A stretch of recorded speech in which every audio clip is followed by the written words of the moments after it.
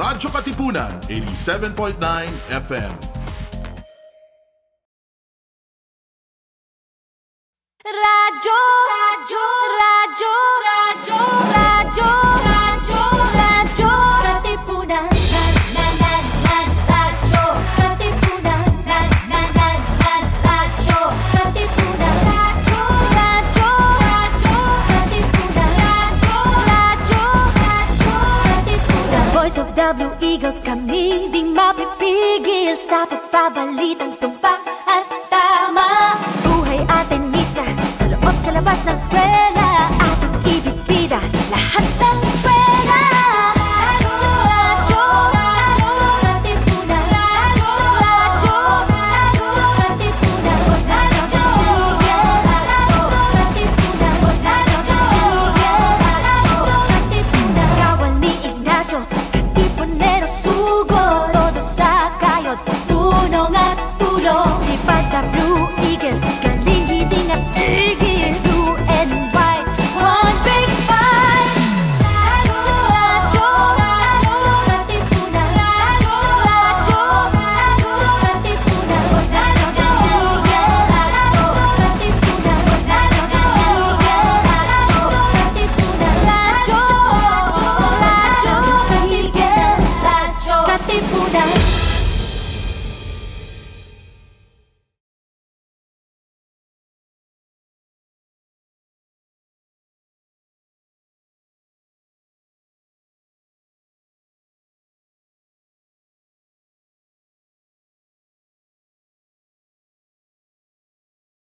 Want to hear our take on all your favorite filmy things? Tune in to Clapback, the radio show for film critics, production news, pop culture, and social commentary, serving as a place for our voice in our cinematic universe. Hosted by the Loyola Film Circle, Wednesdays at 5 p.m. Only here on Radyo Katipunan, 87.9 FM. Action!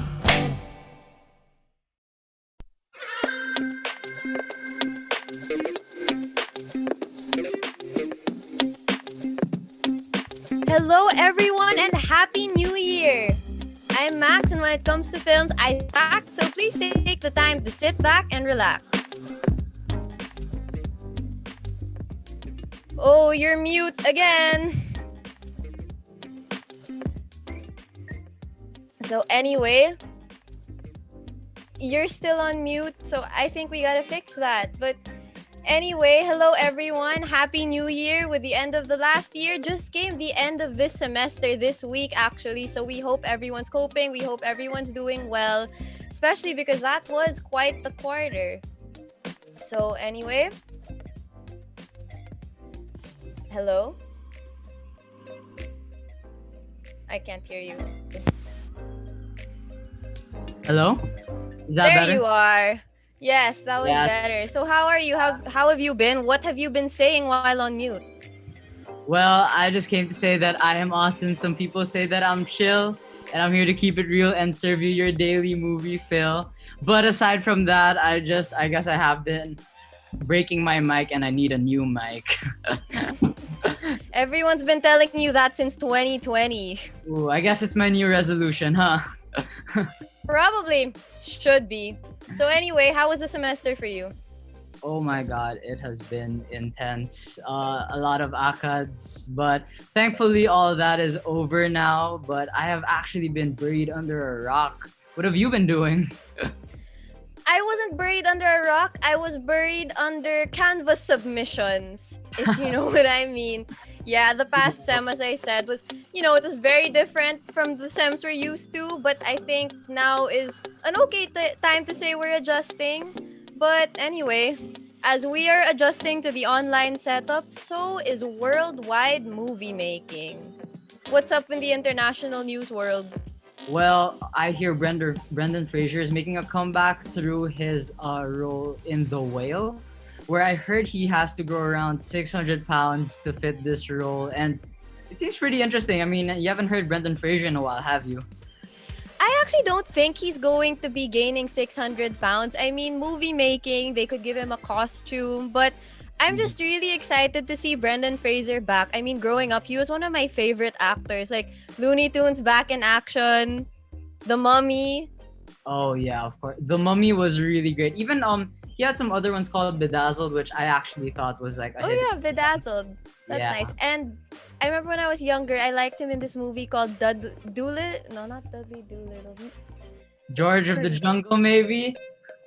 Georgia Jungle, but there was another one where I remember the movie poster. He was on a horse, but right now I can't remember what the title is. So, anyway, I really hope to hear from him soon, though. Georgia Jungle. Can you imagine? It would actually be nice because, like, okay, I know that we're going to be seeing a very different side of Brendan Fraser in this movie since it's going to be very serious, since his character will be trying to get in touch with his estranged daughter. So, it's going to be not the usual Brendan Fraser we're used to seeing, but imagine if we got a George of the Jungle now, like a more modern take, and like seeing him being George of the Jungle.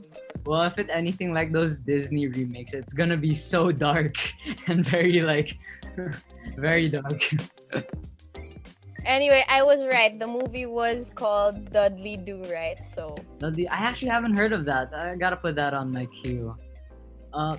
But I heard something Yes, you about should. Hercules. But what's this? What was that about? There was something about some Hercules news. So rumor has it that Disney is eyeing either Taron or Michael B. Jordan to play the title role of Hercules. So what are your thoughts on this? Well, I think I like Taron Egerton in Kingsman. He was the lead character in Kingsman, and Kingsman. yeah, Yes, he was Eggsy. Yeah, Eggsy. And I felt like he did pretty good job there. And I can definitely see him as Hercules more than Michael B. Jordan. Because I feel like Michael B. Jordan, but I'm not gonna lie. I think I can also see Michael B. Jordan playing playing the role. I mean, all those tweets about him as Killmonger. They were saying like he's got the body of a Greek god, and some girl even broke her retainer watching the movie. So I can definitely see it going both ways. I saw that meme. Hard to believe that was like 2 years, more than 2 years ago. But, you know, it depends on what approach they want. Because B. Jordan looks like the guy who they cast as Hercules for the Broadway. And then Taron looks more like the cartoon. So it's really a matter of, as you said, how Disney wants to approach things this time. Either way, I'm just excited to see what they do. But I think they should also open the option of having a new actor, like someone who would really fit the role of Hercules, someone who kind of looks like the cartoon, and someone who can be both the first version of Hercules and the second version of Hercules. I think it's also worth looking into like if they can sing, though that depends on like how the movie's going. Of course. Yeah, but I think their ability to sing will matter a lot if it does become musical. Yo, guys, put in the comments what do you guys think would be better, Taron Egerton or Michael B. Jordan?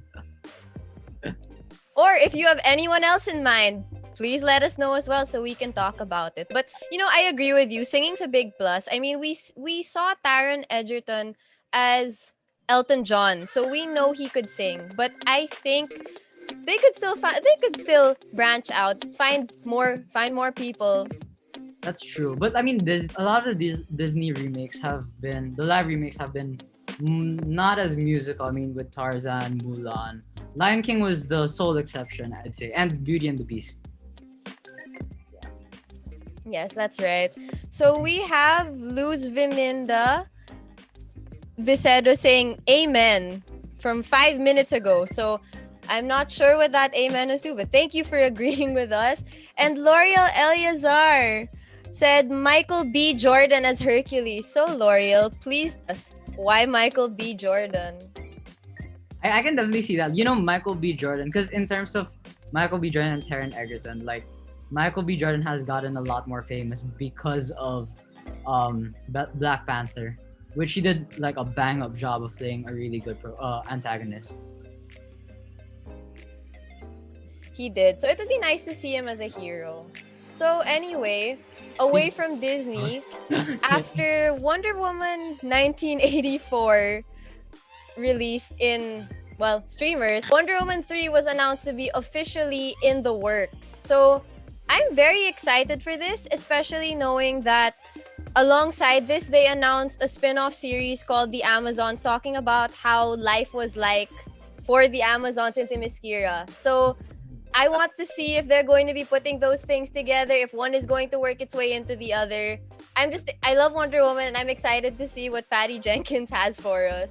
Yeah, and if well, there were a lot. It's fun to actually see like what they're going to do in the third movie, because they did set up a lot of plot points, and they left some things in Wonder Woman 1984 a bit ambiguous in terms of some characters. So it's interesting to see how they'll take it there.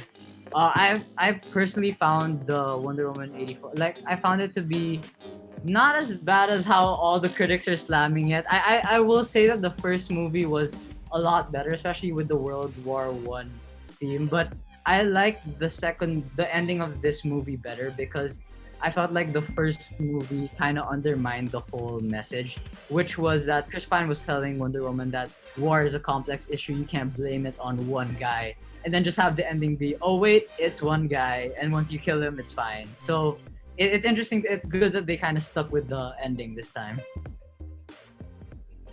That's a deep analysis. I actually did not think of that. I was just going to say I enjoyed both in different ways, but I appreciated the villains of 1984 because they were very different. Like, DC gave us Ares and Steppenwolf one after the other, and if you ask me, they were both very similar. Like, it was hard to differentiate the two. So I like how the villains they gave Wonder Woman in this movie were a far cry from both of those and took a very different approach. Oh, I agree with you on Maxwell Lord, but I'd have to say Cheetah was I don't think she was. Well, personally, before the movie, I had apprehensions about Cheetah being a villain used, because I never found it to be quite compelling in the comics. But yeah, and in the movie, I felt like it also happened. I felt like she was, if you watched Aquaman, she was like a lesser version of Black Manta. I felt like they utilized Black Manta more as a side character compared to the character of Cheetah. But we'll never know until the third movie comes out if she redeems herself or not. Exactly. I feel like they're bringing characters from the second movie to the third movie because some of their storylines seemed a bit unfinished. And that's usually something they do in sequels to keep you interested for the next movie. So we're really just going to have to wait and see. And of course, for those that have not seen it yet, Wonder Woman has a mid-credit scene. It's not post-credits because it's not at the very end, but it's after the first round of credits, and oh my goodness, like, it made the movie 100 times better. Like, if you ask me, the movie was already good, but that mid-credit scene, just my Wonder Woman fan heart, I was screaming. No spoilers, but if you loved Sky High, you're going to like that mid-credit scene. Right? That would be a funny spoiler without context post. Wait, I'm sorry, what? That would have made a funny spoilers without context post. Like Wonder Woman 1984, and then it's a picture of Sky High. That would have been so funny. Yeah. I thought, like... Yes, but anyway. Sky High was pretty good, though, not gonna lie. Yeah. Yes, well, anyway, since you brought up Maxwell Lord, Pedro Pascal really ended 2020 well because apart from Wonder Woman, he also had Mandalorian Season 2, which I actually enjoyed more than the first season because, yes, you will say it's nostalgia feel, you will say it's fan service, but if you ask me, the storytelling of Mandalorian Season 2 was really good. I like how we got to see more character personalities from both the Mandalorian and the child who I will not name yet for spoilers, but I really liked how we got to see them have more depth and more connections with one another and with the audience. I think also because season 1 was all about setting up the world and setting up the characters. So now that they're set up, you can have them really interact with the bigger story. And come on, let's not mince words. It was a lot of fan service there, and I think that's one of the big reasons that drove the show going forward. I mean, like, with Luke coming in the end. I mean, spoilers, but I mean, it's been some time. You guys, you gotta watch it. You really just went there. You really just drove into that. I had to, dude. When I was watching that last episode, and then you just saw that green light, you're like, oh, Like you already knew what was happening, and you saw that glove too. Yeah. Well, anyway, I don't know if it's fan service or incorporation, because what I also like about The Mandalorian is it's telling its own story in its own part of the universe, but it also reminds you that it's part of the bigger story in the bigger universe. And for me, I think it's a that was bit really good. worrisome, though. I'd say it's a bit worrisome because, like, what's this? In The Mandalorian, there are some things that they set up that doesn't quite feel like it aligns with the movies or what they talk about in like the Skywalker saga. So I'm kind of worried because I really like continuity, and if they keep continuity, because breaking continuity kind of it feels like they're not respecting the movies as much. So I'd like to see how they respect the movies, but at the same time come up with their own unique story. One comment, L'Oreal said, let's not forget Pedro Pascal is also in We Are Heroes, also as a dad character. I was just about to say he's really like coming everywhere, going Yeah. everywhere. I was watching that over lunch, and that also popped into my head, like, wow, Pedro Pascal is really going for these dad roles. I'd say he fits the role pretty well. He does, and different types of dads in different types of universes, Oh yeah, that's true. right? Yeah, him and Baby Yoda really have that bond. They do. Anyway, going back into the world of Star Wars, Mandalorian Season 3 is going to go into production right after the Book of Boba Fett, which is another show we're all very excited for. Yes, actually, like I found that Boba Fett was kind of misused in the first trilogy. Like he was like touted as like the most dangerous bounty hunter, or like the most notorious bounty hunter. And then in Return of the Jedi, like after 3 minutes or less than 3 minutes fighting with Luke Skywalker, he just gets tossed in the Sarlacc pit, and then he just dies. So I think it's good that they brought him back and like doing his character justice like they did in the comics. I'm actually really excited to see how they're going to reintroduce him into the world, because between the episode 6 and the Mandalorian, we don't know what happened to him. We don't know how he got there yet. So I think that's one of the things they're going to tackle, and it's going to be really interesting. Yes, it will. But enough of international news. What's been happening locally?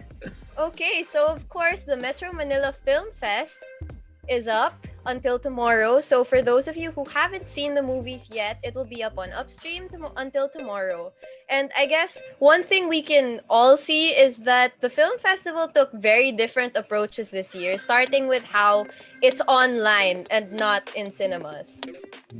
Yeah, I feel like that's way better because a lot of there was a lot more people who watched the movies compared to the past film festivals. I mean, we have a lot of OFWs, and I think that also helped because OFWs are like one of our biggest industries here, and like it's good that they can get a feel of home and watch these movies, even though that they can't come home right now.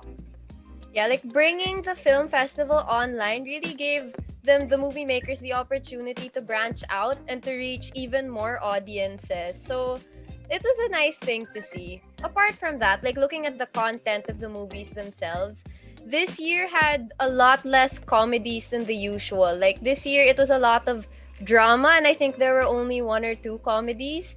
And then also this year, I guess because of the pandemic, because of filming restrictions, there were no place features. Like I think in the previous years, they had movies like Siargao and Baler, which really showcased a place. So that's something we will hopefully see this year as we see restrictions loosening up.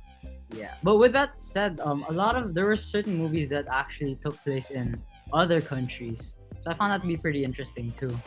Yes, actually. One of them was one that I watched, and it's called Tagpuan, directed by MacArthur Alejandre, written by Ricky Lee, and produced and starred Alfred Vargas alongside Isa Calzado and Shaina Magdayo. And you're right, it took place in the Philippines, New York, and Hong Kong. It really just depended on which part of the movie we were in. And storyline basically follows the main character and his wife going through a separation and what happens 5 years after that. Okay, no spoilers. I actually haven't seen it myself, but how do you find the movie in general? Okay, well, you have a day to watch it. But anyway, what I liked about it actually was it had really nice artsy shots. Like, I remember a lot of their walking shots were framed very nice because they chose a lot of nice places to walk in. Like, places where things were hanging, or good architecture where the building kind of just made the shot for you. And I thought it was really nice to look at. Plus, of course, the fact that they were walking through the streets of Hong Kong, the streets of New York, it was kind of like vicariously traveling through the movie. But I must say, it was hard to pick a standout because both of the girls, both Miss Isa Calzado and Shaina Magdayo, gave very good performances and very different. So Isa Calzado was the very emotionally charged performance, and Shaina Magdayo was the character. Like, she transformed, because I only know her from Four Sisters and a Wedding, where she was a very quiet, girly girl, the ate of them all, the one who would take care of them. And then here, she was a very loud, rowdy, flirty girl who kept getting herself into trouble. So it was really a testament to her acting. Mm. Well, so would you say it's a kind of a perfect movie? I mean, really good story, and then you got nice performances. With regards to story, I'll talk about that later because I'm actually going to bounce it off of another film in MMFF, so I'm not going to get ahead of myself. But I would say that the movie could have had better sound because there was this one part where everyone was kind of just speaking over each other, and that made it a bit hard to understand what was happening. But what other movie were you saying that you were gonna bounce it off of? Okay, so I'm sure you have a movie you want to talk about too, but since you're asking me, the other movie I watched was Suarez, so directed by Hoven Tan and starring John Arcilia, who, fun fact, was actually handpicked by Father Suarez himself. But I'll get to that later. So they seem like two very different movies because one is a fictional story and one is a biopic, but both of them made use of the same type of storytelling.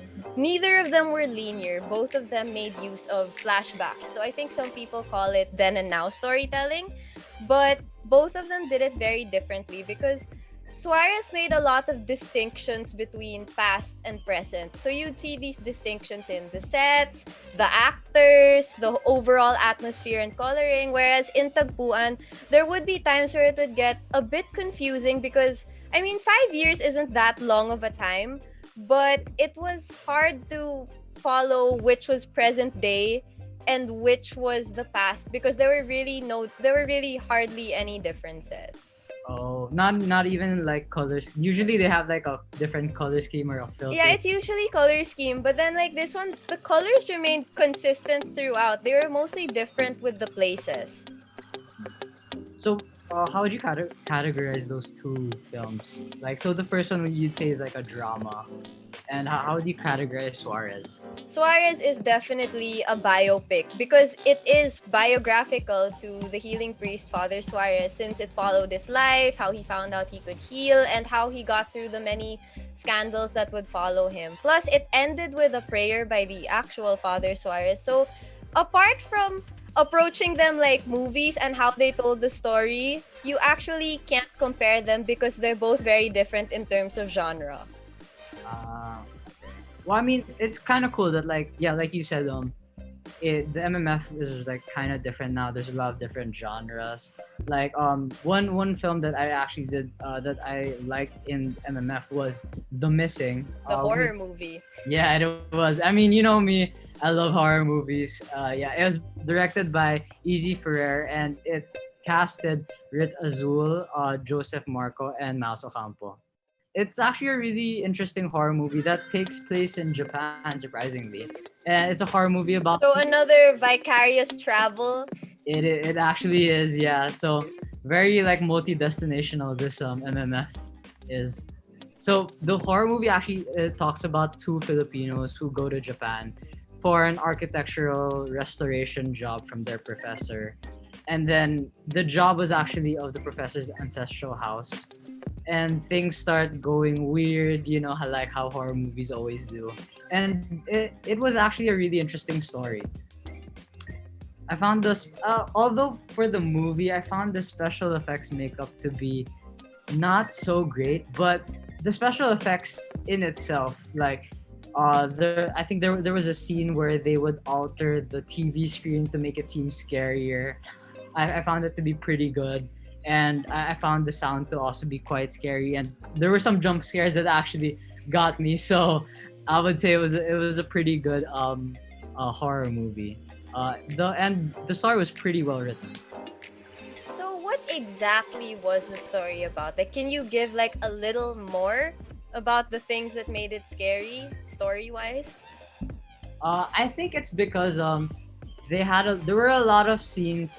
One thing that I at first I kind of had an issue with was it took a while for the movie to develop, but I can see now they weren't trying to go for that. There were some movies I'd say that come out recently where it's all jump scares and they just can't wait to scare you, and I think it's good, but sometimes there are movies that like let you feel the atmosphere, and I thought that's what the missing was. They let you feel the atmosphere before introducing all these scary elements before climax. Oh, okay.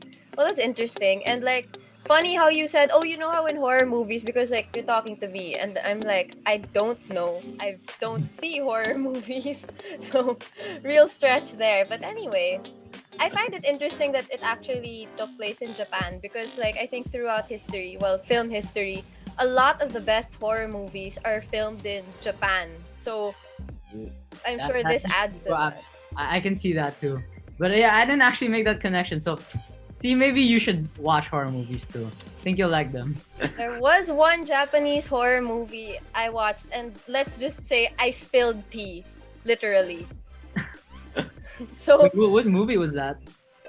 I don't remember the title because it just scared me so much that I just didn't want to remember.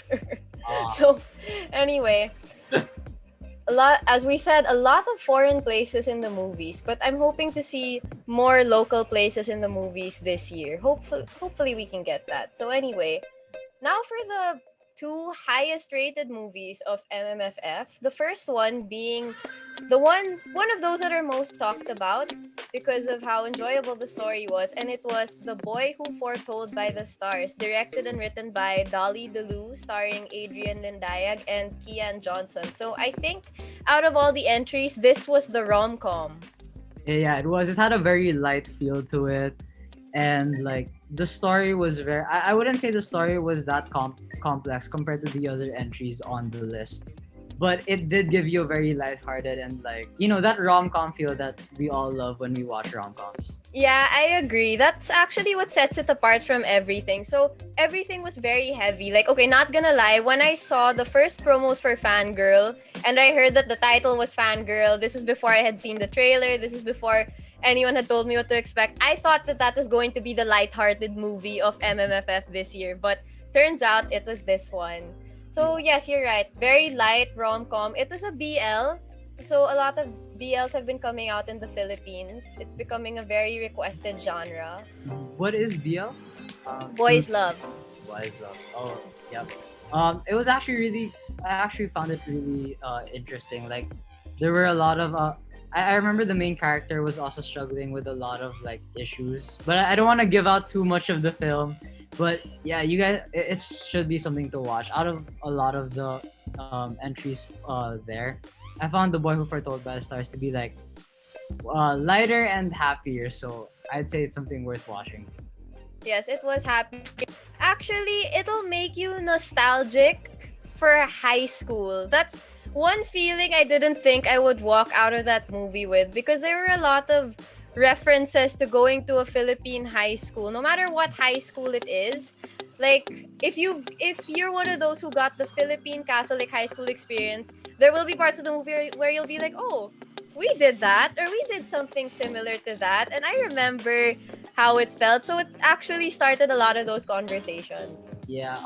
I remember because in the movie there was, they go through a Catholic type retreat, and in my school where I go to, Xavier, before we went through a similar thing. So it was really cool to see them act it out, and you just feel nostalgic for those days. And especially a retreat that they went through in the movie was really interesting and very nostalgic for like all those memories I had with my friends. Same actually. There was a part where they did in that same retreat, they did a trust walk, and it reminded me of how in my one of my last years of high school, we had to set one of those up for the younger students. And then of course there was them planning their grad balls, their proms. So it really brings you back to that time of your life. Yeah. But I mean, but I'd say the boy who was foretold by the stars had a lot of like different aspects that I didn't also experience in my high school. So it was really refreshing to have all these new things also included in the movie. That's right. It was actually very current in terms of what they would be discussing and what they'd talk about. Mm. And as a movie, the editing was really good. Like, I really liked how it was colored. Oh. Because the coloring added to the effect. You know me, I'm colorblind, so I'm sorry. But anyway, the movie was colored nicely. Like, it almost looked like it was on film. And that kind of added to the nostalgic high school feel. Plus, the cinematography was very sophisticated with how they opened it with a lot of nice aerials. but I think the best, the film that won the most awards was Fangirl, if I'm not mistaken. Yes, Fangirl actually did a sweep of Best Picture, Best Actors, Best Cinematography, and a lot more. I know that this was the big sweep of MMFF. So it was directed and written by Antoinette Hadaune and starred Paolo Avellino as himself and newcomer Charlie Dizon. So what do you think? Did it deserve its awards? I think the acting was really well deserved. Like especially Charlize Theron, she was really good in her performance there. I mean, I'd say Paolo also did a pretty good job, but I mean, he was playing himself. Maybe not like really himself, but I feel like it's easier to play yourself compared to like I guess playing someone else. Well, actually, he was playing a very different version of because people who have actually met him say that he's really very different from how he was in the movie, and he himself said that he would need to explore different places of his mind to be able to play this version of himself in the movie. Okay. Now, what you said about Charlie, fun fact actually, the director was very keen on making acting experience real, and I think that really paid off. So one thing they did was the two actors were not allowed to communicate with each other before filming. So that means during breaks, they weren't allowed to talk. And then Paolo had his usual trailer with an aircon and good food, like the usual luxurious break room setup, while Charlie had a tent with like one electric fan, and like the director made it a point to make sure that it was a bit uncomfortable so that she'd really feel like the fangirl. Mm-hmm. Yeah, but I found it to be kind of I guess like I guess when it comes to that artistic process, you have to like respect some methods, but there are times I think okay, maybe you have to go with the whole tent and fan. Maybe she was like really uncomfortable during the whole shooting. Well, everyone has their own methods, and I think the director really just wanted to make it real because she said she didn't want any of the actors to overthink what they were going to do. So it was her way of kind of giving them what to do. Like, this is what you're dealing with, and I want to see that on camera. Interesting approach, actually. I seldom hear people in the Philippines, directors here, taking that method. But I think maybe it's because method acting has been on the rise. Well, I mean, it's always kind of been there, but there's a lot of respect for method actors like Daniel Day-Lewis or what's this, Leonardo DiCaprio. Like I remember there was this scene in Django Unchained where he bled during one of the shots, and they still continued on with the shot because he was really feeling the moment, and it just contributed to like one of the best parts in the whole movie. Yes, I remember reading about that. He was really in the zone, so even he kept going, and then everyone just took a cue and kept going. And that is movie magic. He did. He even put like blood on one of the other actors, which I feel like, okay, I mean, whatever for the movie, but like, I guess I feel really uncomfortable if someone just put blood all over my face. Yeah, but can you imagine that actor needing to stay in character while he was getting blood on his face? Oh no, I She think it was the wife of Denzel Washington, Kerry Washington. Oh, Like, okay. she would look mortified when he put the blood. So I don't think she was acting in that moment. But sometimes they do keep those moments, like the actor's genuine reactions. Because in Pirates of the Caribbean, there was this one scene where Jack Sparrow comes out with a jar of dirt and he's singing to it and dancing with it. And Keira Knightley and Orlando Bloom had no idea that cameras were rolling and that Johnny Depp was going to do that. So they looked at him weird, like, what's he doing? And then the camera got it and it was included in the movie. Yeah, I think there's like really something about getting good actors to just act and just make the decisions themselves. I mean, look at Thor Ragnarok. It's the only really successful Thor movie, and it's the one with the most freedom, where Taika Waititi just said, just do whatever, and it's gonna be great, and it was.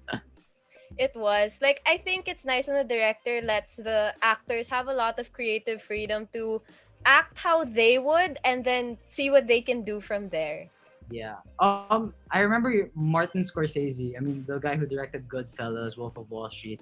He was saying that it's a whole process. It's not it's not like a whole thing where you just say your lines and everything. It's a process of like really getting to what the moment is about in the film and each scene. So it's kind of good that they did that in Fangirl. They kind of replicated stuff like that and to make the process more realistic. You know what else they replicated in Fangirl? Well, replicated ironically. But if you were on Tumblr between 2011 and 2014, you would know that there were a lot of fanfic tropes. So, what are these tropes? Like everything that we saw in the movie. A girl in high school likes an actor, wants to go on a date with an actor, meets the actor under these circumstances, but they end up becoming friends. So these tropes, I saw them all in the movie. And what I found interesting was that they tore the tropes down. That's what made it unique, because I watched another one recently called Bridgerton, where it wasn't a fan setup, but its plot was also driven by these 2011 to 2014 Tumblr Wattpad fan fiction tropes. And that one, they followed them to the T. Like, I was sold to this, the enemies to lovers will pretend to be together, then actually be together. Those tropes, they really followed it. Bridgerton from It's a period drama on Netflix.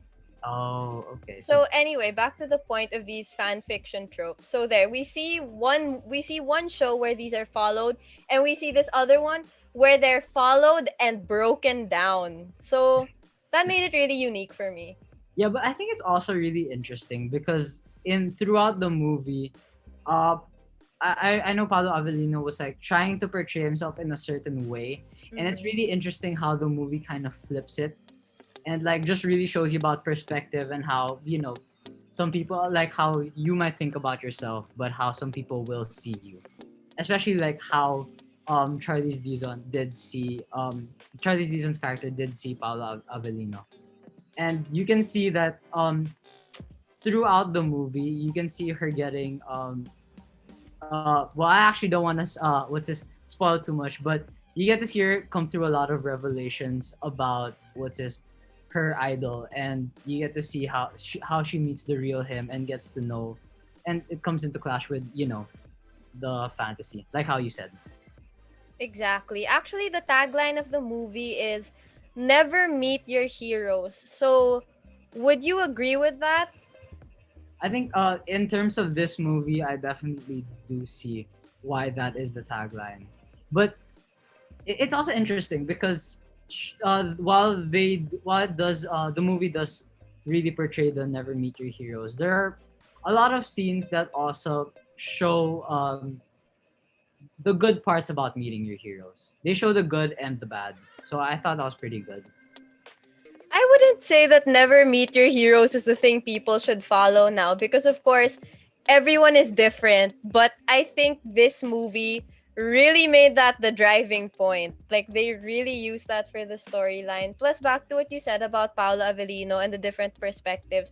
There were actually times in the movie where you wouldn't know what to expect anymore. It became very unpredictable because you weren't sure, like, oh, what's he going to do? Is he going to be doing the right thing because he's kind of veering towards that? Or is he going to be sticking to this image that we've had of him since the beginning of the movie?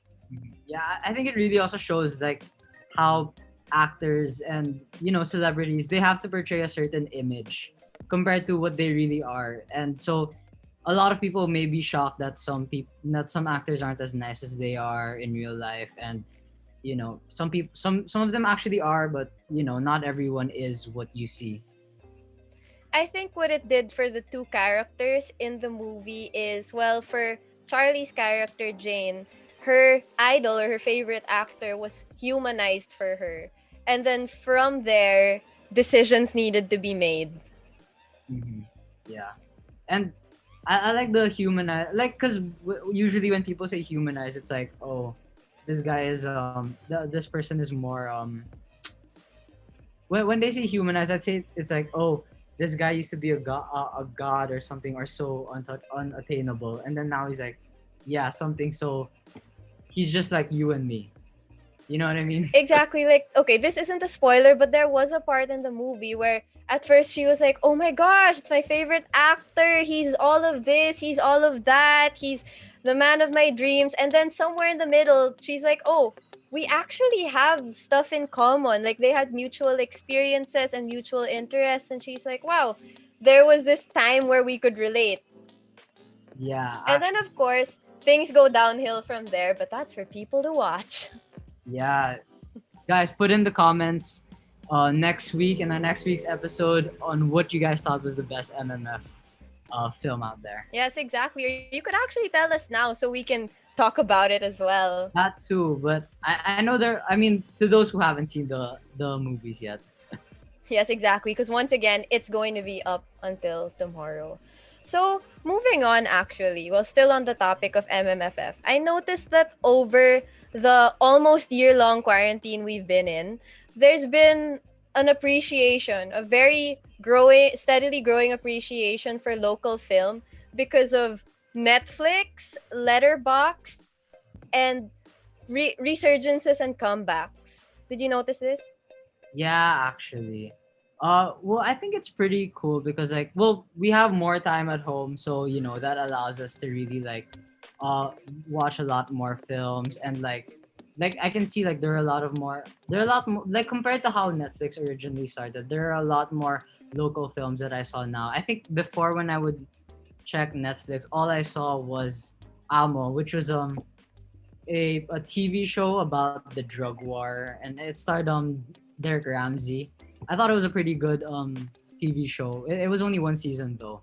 But now that you get to see a lot more movies and TV shows there, like I think just a couple of weeks back, I was able to watch this horror movie called Sunod, which I found was a pretty interesting horror movie. The ending was actually really good, and I didn't expect that. So, like, I'd say it's really cool that a lot more people, like, not even just from the Philippines, I'm pretty sure people from other countries will get to see our movies and maybe like develop more a liking to Filipino cinema. Yeah, exactly. Because Netflix makes use of algorithms. So even if you're not from the country, you will get suggestions from other countries. So it's really a nice way of people to appreciate our cinema, since we do have something to bring to the worldwide selection. But I think Also, yeah. yes, you were saying. Oh, I was just saying that, like, I mean, although we've been getting a lot of online entries, and like streaming has never been easier, I do miss the cinema, don't you? Super. I was actually just about to say that. Like, it's been almost a year since cinemas closed along with the lockdown, and I really don't miss it any less. Like, yes, streaming is so convenient. It's just here, it's at home. The feeling of being in a movie house is still irreplaceable. Like, the energy of being in a movie premiere early with people who are excited to see the movie just as you are. And of course, I will always say this, with your popcorn and your snacks. It's so different. Yeah, and there are some movies that are just you can't have that same experience unless you watch in the movies. Um like Endgame for example, and Infinity War. Like in that scene where Cap gets Mjolnir and just hits Thanos, everyone was just screaming, and it's something you can't get if you're just streaming it at home. And Exactly. yeah, and even like I was seeing on YouTube like old screenings of Star Wars. So when it came to the Empire Strikes Back with the Luke, I am your father, everyone was like, whoa. And it's just one of those things that you just can't, you have to be in the cinema, you have to experience it with the community, and just really like, it's such a surreal experience you can't have just streaming. Exactly, because a lot of it is that shared energy and excitement everyone has with you. Like, I remember when I watched Endgame, it was after class, and like, almost everyone in the cinema was from school. Like, people who you'd see walking around school and have probably never met, but a bunch of Ateneans in the cinema. So it kind of helped Yeah, make the experience a bit fun because all of you know that you just rushed out and ran to UP. that's true. But yeah, it sucks that we kind of have to just stay home for now. But the good thing about that is the entertainment industry is capitalizing on that, and we're getting a lot of, despite COVID restrictions, they're trying their best to really like push out as many shows and movies as they can. Yeah, actually, I think another word for it would be the movie industry is really learning how to adapt because it's hard enough to make a movie in the regular time. What more now that there are a lot of these restrictions and things that need to be taken into account. Of course, now there's extra care into making these films and making sure that it's a safe environment for everyone on board. So it's nice to see that people are really going above and beyond and are innovating the ways they make movies to be able to get movies to still happen. That's true. That's true. I mean, like I remember a while back Tom Cruise got really was like there was a rant about Tom Cruise that was really famous, and a lot of people really agreed with Tom Cruise that like a lot of people were going to bed hungry. The movie industry is dying, and what they were doing was really important. It was feeding a lot of mouths. So like it's really interesting to see that Hollywood is really trying to take precautions and like and to try to do this safely and not just do it for the sake of money and at the expense of human lives. Exactly. We need to remember that movie making provides jobs. Like yes, it's entertaining. We love seeing movies, but at the end of the day, it's the method some people to support themselves, support their families and bring food to the table. And even now that everything goes straight to streaming, it's still struggling. They're still trying their best to make movies the best they could be and of course, to keep their people working. Yes, yeah. I mean, like all industries are really having a tough time with this. I feel like the only ones that are doing well is the sardine, those canned sardine companies, because everyone really needs those now. Yes, actually, also internet jobs, copywriting, I think is doing well. But going back to movies, there are places now in the States, I think, that provide safe spaces for movie making. Like this movie that Zendaya produced and will star in called Malcolm and Marie. It's a marriage lockdown movie. That's what they're calling it because it's going to be focused on this married couple in their house. And they were like, it was really tricky to make it a safe place for both of the actors, especially because they need to sit really close together, be intimate. So I think they found this house which had a lot of open air so that everyone could be safe, like the actors, the crew members, and then of course now quarantine and safety protocols like testing and then PPEs, they're making it more readily available for production people. So it's also nice to see that. And I know that in this year we will be seeing more of that and things will be getting more accessible. I mean, of course, it's the first time we're all going through something like this. So it will take time to get used to. Yeah, but I mean, with that said, what are you looking forward to with all these new shows and movies coming out? That is a very good question because I feel like in 2021 there is so much to look forward to, and I think I'm going to start by saying WandaVision at the end of this week. Yes, yes, same. I'm actually like really looking forward to WandaVision. And it's pretty at first I had a problem with it going week by week basis because if Netflix can launch it all at the same time, then why can't Disney?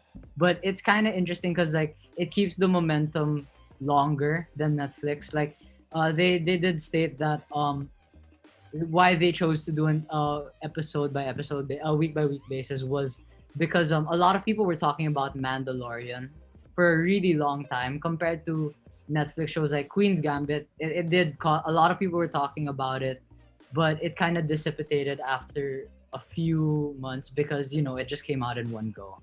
And it's really interesting because after when WandaVision ends, Cap and Falcon and the Winter Soldier will be out on Disney Plus. Actually, I saw tweets of people saying, like, from the silence of Marvel the entire 2020, we're not going to stop hearing from them until the end of 2023. Because, so it's WandaVision first, and then Falcon and Winter Soldier, and then Loki, and then Spider-Man 3, and then Hawkeye, and then somewhere in between all of this will be Morbius, and then even more Spider-Man spin-off movies. So I am so excited about Spider-Man 3. I'm really me too. with Doc Ock and like all the old Spider-Man coming back. It's really interesting and I really want to see what they do with it. And of course, Black Widow. Black Widow. Okay, yeah. Actually, Black Widow is really overlooked in the movies. I mean, she's the only she's the only character from Phase 1 that hasn't had her own movie. Her and Hawkeye. But then Hawkeye's getting his TV show, which will be more of a passing the torch thing. And then Black Widow, I think, it's still unclear because some people think that Natasha will be passing the torch to Yelena, and then they're just going to be finding a way to bring Yelena into the MCU. But other people say it's going to dive deeper into her background. So I think until we actually see the movie, we're not going to know. But far-fetched dream, I really hope we see this movies in theaters and that by the time it comes out, it'll be safe. Well, hopefully we all get the vaccine by then. Hopefully. Or, maybe countries have been able to bounce back. That is true. I mean, New Zealand was able to do it even without the vaccine. But I mean, even just aside from Disney, there are so many other movies that are coming out. Like Warner Brother with their HBO Max streaming deal.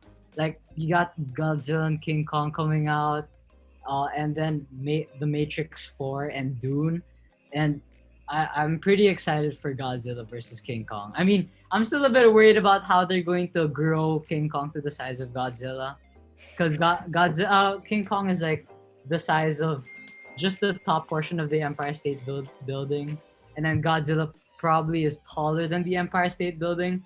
So I feel like King Kong's kind of an ant for him. I'm just going to quote what you said last time and say one of them is gonna have to drink milk. Yeah, I can definitely say that. Actually, But you're right. Even Mortal Kombat is coming out with a movie, and I'm pretty interested about what they do with Mortal Kombat. I don't know what Mortal Kombat is, but from what you mentioned, I'm excited for Dune. Mortal Kombat is a really famous fighting game that came out in the 90s, and they've had with each Mortal Kombat they add a lot of characters. Like Freddy Krueger was there, Jason was there, Jason Voorhees from Friday the 13th. So there were a lot of they add a lot of characters in, and it's actually one of the most gruesome games I'd say is out there right now. All right. Well, we're just going to have to wait for the movie to come out. And with that, everything that we said, that's our show and that's our New Year's episode. What do you have to say? Well, Happy New Year's, and hopefully you guys are gonna have a great year despite everything that's happening.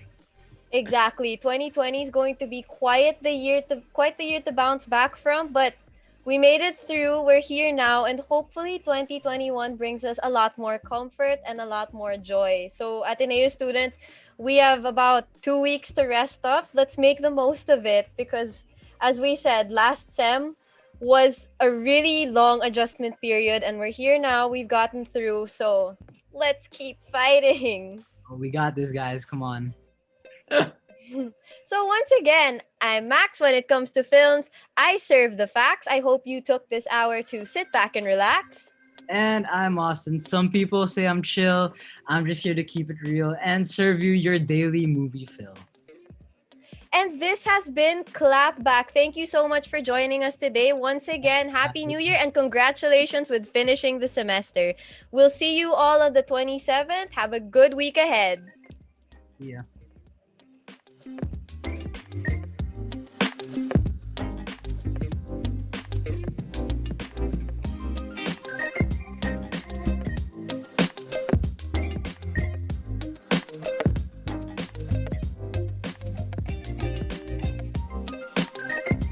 Ha! Good take! Want to hear our take on all your favorite filmy things? Tune in to Clapback, the radio show for film critics, production news, pop culture, and social commentary, serving as a place for our voice in our cinematic universe. Hosted by the Loyola Film Circle, Wednesdays at 5 p.m. Only here on Radyo Katipunan 87.9 FM. Action!